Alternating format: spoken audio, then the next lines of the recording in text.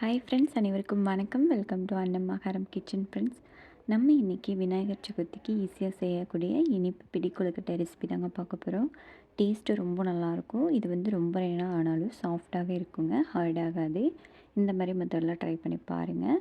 இப்போ உங்களுக்கு பார்க்கும்போது தெரியும் நல்லா சாஃப்டாக இருக்குது பாருங்கள். இப்போ வாங்க நம்ம இந்த சிம்பிளான ரெசிபி எப்படி செய்கிறதுன்னு பார்க்கலாம். இப்போ இதுக்கு நான் 2 டீஸ்பூன் அளவுக்கு பாசிப்பருப்பு எடுத்துருக்கேங்க. இது ஆப்ஷனல் தான், நீங்கள் வேணும்னா எடுத்துக்கலாம், வேண்டாட்டே ஸ்கிப் பண்ணிக்கலாம். இதுக்கு பதிலாக நீங்கள் எள்ளு கூட சேர்த்துக்கலாம். இதை சேர்த்துட்டு கொஞ்சம் நல்லா வறுத்துட்டு சேர்க்கும்போது டேஸ்ட் வந்து இன்னும் நல்லாயிருக்கும்.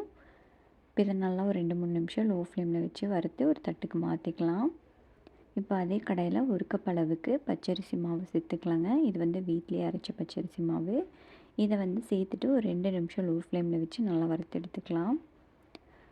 நம்மளுக்கு அரிசி மாவோட கலர் மாறக்கூடாது, அதனால் லோ ஃப்ளேமில் வச்சு நல்லா வறுத்து எடுத்துக்கோங்க. இப்போ இதை நல்லா வறுபட்டுது. இதே ஒரு தட்டுக்கு மாற்றி வச்சிடலாம். இப்போ நம்ம வந்து வெல்லத்தை கரைச்சி எடுத்துக்கலாம். இப்போ ஒரு பாத்திரம் வச்சு 1 கப் அளவுக்கு வெல்லம் சேர்த்துக்கோங்க. 1.5 கப் அளவுக்கு தண்ணி சேர்த்து இதை வந்து நல்லா கரைச்சி எடுத்துக்கலாம்.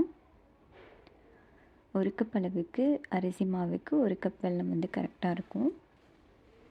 இப்போ இது நல்லா கரைஞ்சிருச்சுங்க. இப்போ இதை ஒரு கடாயில் வடித்து விட்டுக்கலாம்.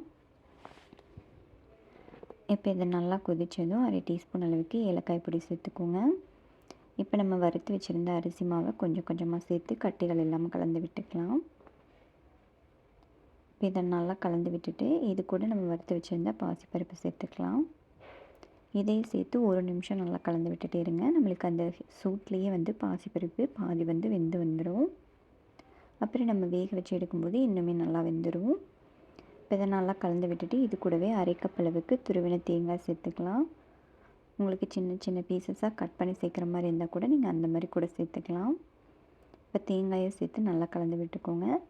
இப்போ இது கூடவே 1 டீஸ்பூன் அளவுக்கு நெய் சேர்த்து நல்லா கலந்து விட்டுக்கலாம்.